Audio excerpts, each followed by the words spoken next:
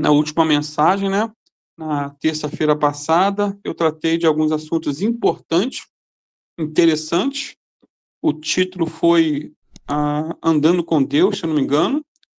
Falei um pouco sobre Gênesis 6, versículo 1 a 4, e aquela grande polêmica em torno dos filhos de Deus e os filhos dos homens. Tá não em detalhes ali naquele estudo, mas eu tratei um pouco desse assunto, tentando provar por A mais B que os filhos de Deus, naquele contexto ali, não são anjos caídos que tiveram relações sexuais com mulheres. Isso é uma aberração, anormal, algo até diabólico. Mas há quem creia, infelizmente, pastores que creem assim. Tratei também um pouco sobre Noé, o segundo da Bíblia que andou com Deus, pelo menos assim a Bíblia descreve.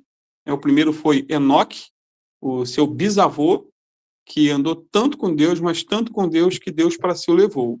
É lá em Gênesis capítulo 5.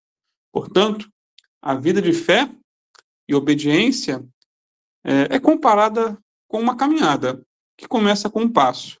Assim como foi o caso de Enoque, que em certo momento da vida dele, quando ele teve um filho, parece que depois que teve o filho, ele passou a andar com Deus. O texto dá essa ideia, em Gênesis 5, versículo 22, 23, 24. Geralmente o filho muda um pouco o coração do ser humano, né? Alguns amolecem. E ele passou a andar mais próximo ao Senhor. E a vida da fé e da obediência é comparada também, querido, na Bíblia, de modo geral, a uma caminhada que começa com um passo de cada vez. E quando nós contextualizamos para os nossos dias, né, podemos dizer que o primeiro passo é crer em Jesus como nosso Senhor e Salvador. Esse passo de fé que cada um de nós, creio, já deu, né, conduz também a uma jornada diária, um passo de cada vez, à medida que o Senhor vai nos guiando. Por exemplo, lá em Efésios 5:2, diz que devemos andar em amor. E no verso 8 de Efésios 5, diz que devemos andar como filhos da luz. Quando vamos para Gálatas 5:16, diz que devemos andar no Espírito. E no versículo 25, que devemos andar prudentemente. Ou seja, um passo de cada vez, um dia de cada vez, andando com o Senhor, e Ele nos conduzindo à sua vontade e nos abençoando com a sua sabedoria e com a sua força. Sendo assim, tanto Enoque como Noé andaram com Deus. Pela fé, queridos, fé única e exclusivamente. Por exemplo, lá em Hebreus 11, versículos 5 a 7, fala da fé de Enoque e de Noé, numa sequência, né? Mas entre um e o outro, tem um detalhe muito interessante. Por exemplo, vou ler. Pela fé, Enoque foi trasladado para não ver a morte, ou seja, foi arrebatado, arrancado de um lugar para o outro, tirado da terra para o céu. Isso é trasladação.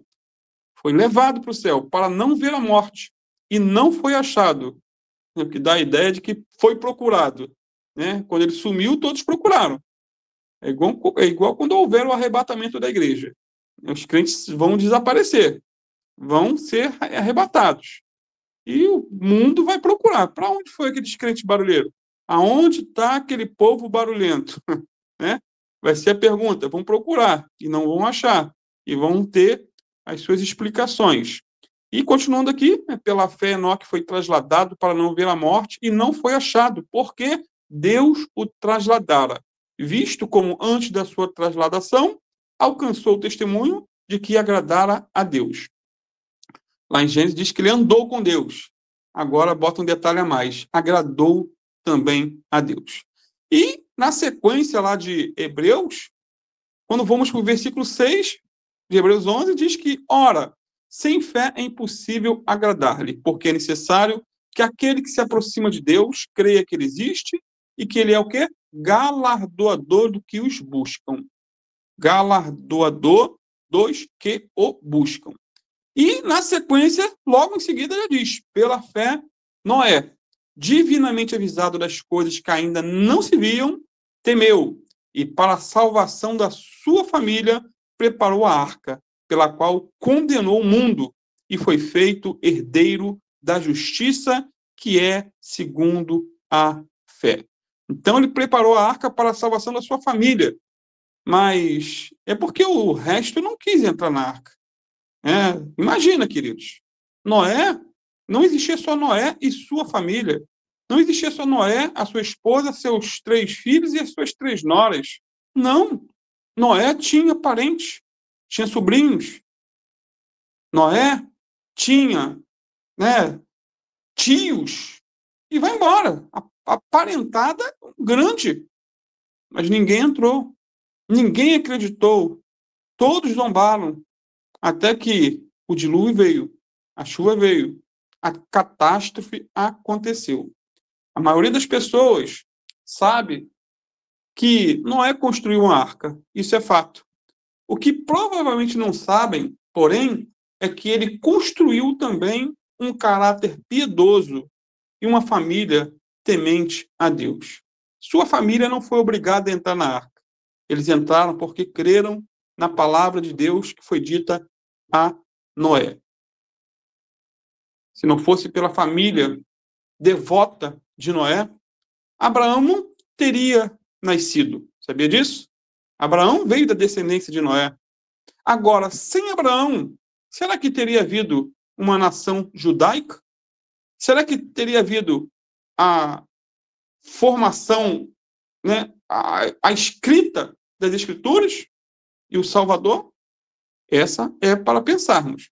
Voltando então para Noé, para a arca e para o dilúvio, Hebreus 11:7 diz que pela fé, mais uma vez, Noé, temente a Deus, construiu uma arca para a salvação da sua família, quando advertido sobre as coisas que ainda não se viam. Por meio da fé, condenou o mundo e tornou-se herdeiro da justiça segundo a fé. Noé construiu uma arca juntamente com sua família. Como era essa arca? Quais as suas dimensões? Irmãos, a arca era uma enorme caixa de madeira que podia flutuar na água e manter seu conteúdo seguro e seco. De acordo com os cálculos do Dr. Henry Morris, a arca era grande o suficiente para abrigar o conteúdo de 500 vagões ferroviários de gado, oferecendo espaço para cerca de 125 mil animais. É claro, óbvio, que muitos desses animais eram pequenos e não precisavam de muito espaço. Quanto às grandes espécies e até os dinossauros que existiram, isso não é história da carochinha, nem história de pescador, eles entraram como filhotes. Então, Noé juntou representantes mais jovens e menores. E como acréscimo, queridos, não tem tempo para tratar do assunto, eu vou estar colocando durante a semana algumas mensagens do doutor físico Adalto Lourenço, né, sobre a questão da arca, sobre a questão até matemática, que se era possível ou não todos os animais, todas as espécies estarem ali. Então, ele trata com muito detalhe e com muita seriedade, tá? Porque ele não fala coisa com coisa. Ele tem bastante dados interessantes. E para aqueles que quiserem se aprofundar um tanto quanto melhor, podem estar assistindo. Tá? Então, havia espaço suficiente naquela embarcação para levar alimento tanto para as pessoas como também para os animais. E os insetos e criaturas pequenas, eles com certeza não teriam problema em encontrar um lugar para viver naquela arca por aquele período. Medidas da arca. Queridos, a arca media cerca de 138 metros de comprimento, 23 de largura e 14 de altura, uns 65 mil metros cúbicos. É muito grande. Alguns têm calculado que havia espaço na arca para cerca de 7 mil espécies de animais. Foram 40 dias e 40 noites de chuva. As águas prevaleceram por 150 dias sobre a terra. Noé e sua família passaram 1 ano e 17 dias na arca. Foram 5 meses vagando por aproximadamente 800 quilômetros. E 7 meses eles ficaram esperando as águas baixarem no Monte Ararat. Aí surge uma pergunta. Estamos falando de Noé, da arca e do dilúvio. Será que o dilúvio foi universal ou foi local? Será que o dilúvio, a abrangência foi no mundo todo, né? Ou só ali aonde Noé morava? Há quem defenda, queridos, há quem defenda que o dilúvio foi apenas local. Somente ali, na região onde Noé morava com sua família. Porém, a maneira em que a Bíblia trata do assunto revela não uma catástrofe local, mas universal. Né? Se você ler a Bíblia de maneira tranquila, sem comentários, sem, né, influência de alguns maluquinhos, você vai chegar a essa conclusão. Por exemplo, lá em Gênesis 6:7 diz: disse o Senhor, destruirei o homem que criei de sobre a face da terra, desde o homem até o animal, até o réptil e até a ave dos céus, porque me arrependo de os haver feito. Então, se o homem foi a única criatura de Deus, Adão e Eva, e Deus se arrependeu e destruiu o homem, então a catástrofe seria global. Mais um texto. Gênesis 6, versículo 11 a 13. A terra, porém, estava corrompida diante da face de Deus.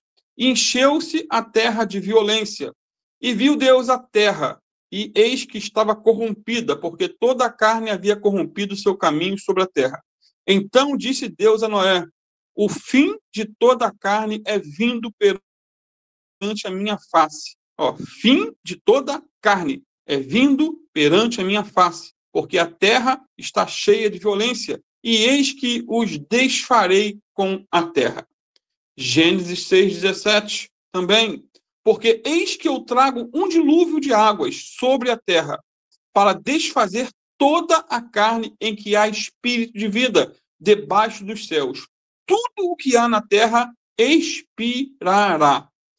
Fora esses, queridos, e outras referências, ainda tem o fato de a arca ter pousado depois do dilúvio, depois de 7 meses esperando abaixarem as águas, a água ter pousado no Monte Ararat, um monte atualmente chamado de Monte Agri, na Turquia. Queridos, a altura desse monte é cerca de 5.000 metros de altura. O mais alto do mundo é o Everest, com 8.000 e alguns, né, de medida, de altura. Portanto, se as montanhas ficaram cobertas de modo que a arca não pôde boiar, né, de modo que a arca pôde boiar até o pico desse monte, o Monte Ararat, então o planeta todo deve ter ficado completamente submerso. Gente, talvez para você que está ouvindo, você que é novo convertido, que crê piamente na Bíblia, nunca pensou na possibilidade de um dilúvio local. Eu só estou tratando do assunto que é corrente. Né? Eu nunca duvidei que o dilúvio tenha sido universal, nunca duvidei. E depois que você estuda um pouquinho, você vê que existem outras concepções. Gênesis 7, versículo 18 a 22, diz que e prevaleceram as águas, e cresceram grandemente sobre a terra, e a arca andava sobre a face das águas, e as águas prevaleceram excessivamente sobre a terra, e todos os altos montes que havia debaixo de todo o céu foram cobertos. 15 côvados acima prevaleceram as águas, e os montes foram cobertos.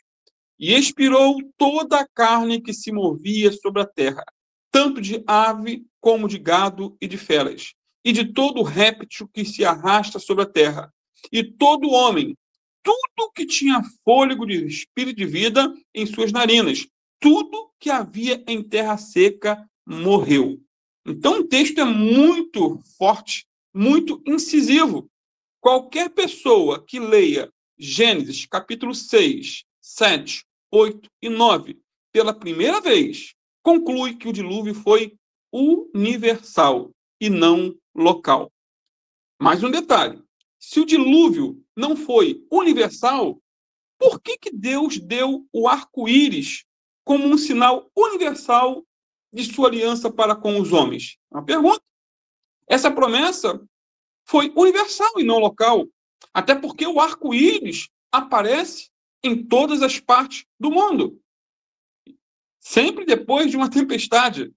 Né? Gênesis 9:11 a 15, diz assim: e eu convosco estabeleço a minha aliança, que não será mais destruída toda a carne pelas águas do dilúvio, e que não haverá mais dilúvio para destruir a terra. E disse Deus: este é o sinal da aliança que ponho entre mim e vós, e entre toda a alma vivente, que está convosco por gerações eternas. O meu arco tenho posto nas nuvens. Este será por sinal da aliança entre mim e a terra.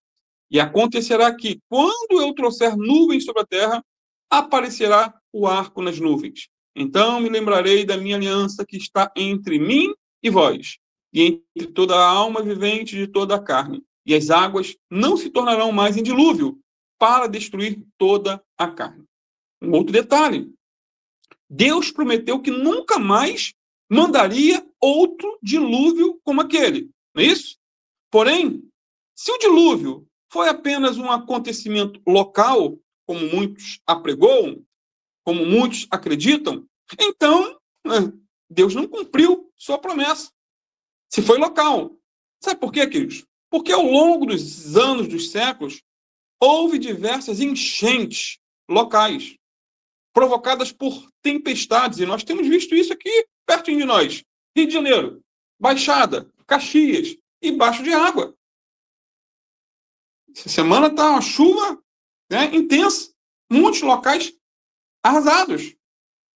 Então, essas enchentes, ao longo dos séculos, das décadas, têm causado morte e devastação em regiões inteiras.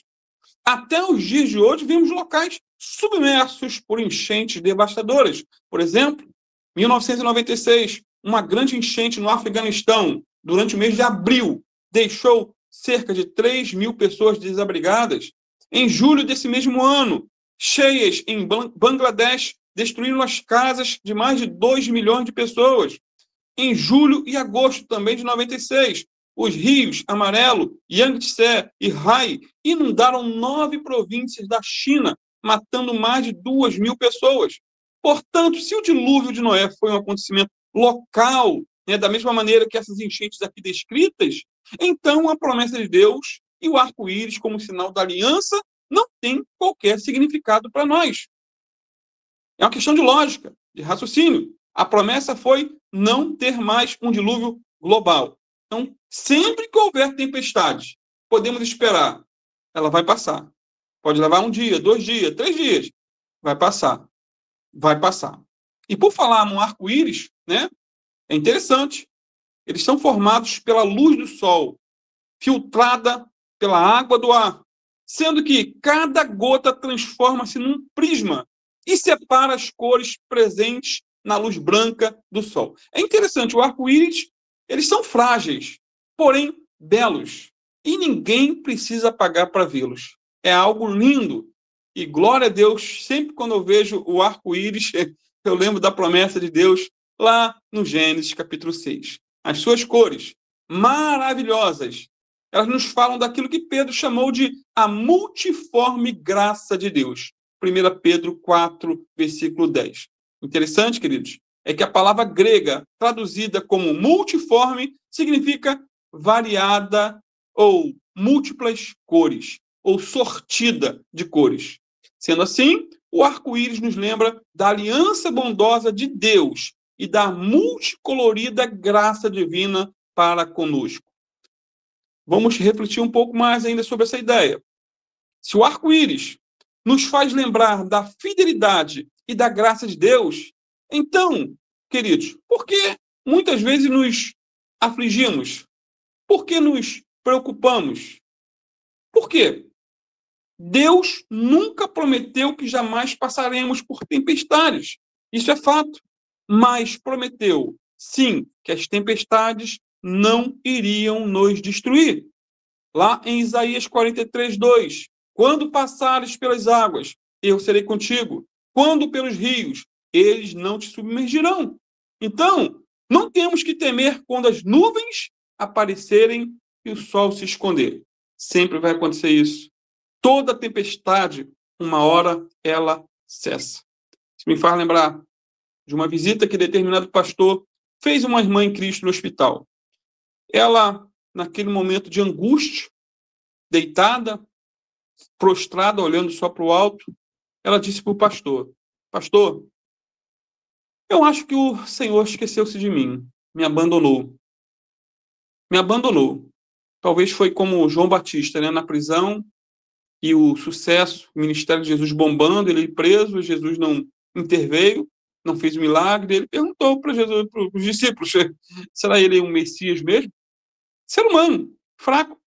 Na mente daquela irmã, ela era capaz de lembrar lá, por exemplo, de Hebreus 13:5, quando diz: de maneira alguma te deixarei, nunca, jamais te abandonarei.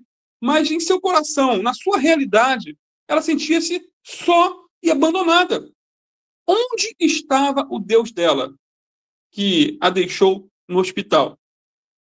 Quando aquela tempestade chegaria ao fim? Queridos, a sensação de abandono é uma emoção humana, normal, que quase todos nós experimentamos. Quer você admita, quer não. Por que o Senhor te conserva de longe? O salmista perguntou: por que te esconde na hora da tribulação? Salmo 10:1. Paulo confessou que suas dificuldades na Ásia tinham sido tão grandes que ele havia quase desistido da vida. 2 Coríntios 1:8. E Jesus, que passou por todas as provações humanas, clamou na cruz: Deus meu, por que me desamparaste? Então, queridos, é fácil sentir-se abandonado quando passamos por tempestades.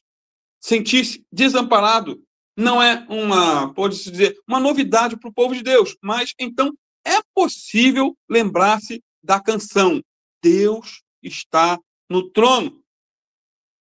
E ele vai se lembrar. Ele não nos abandonou. Ele está conosco. Não desista. Continue. Caminhe. E mais, queridos, concluindo, os arco-íris são universais. Podem ser vistos no mundo todo. Assim também, a graça multiforme de Deus é suficiente para o mundo todo e precisa ser anunciada a toda a terra. Afinal, Deus amou o mundo e Cristo morreu pelos pecados do mundo. Deus amou o mundo de tal maneira, João 3,16.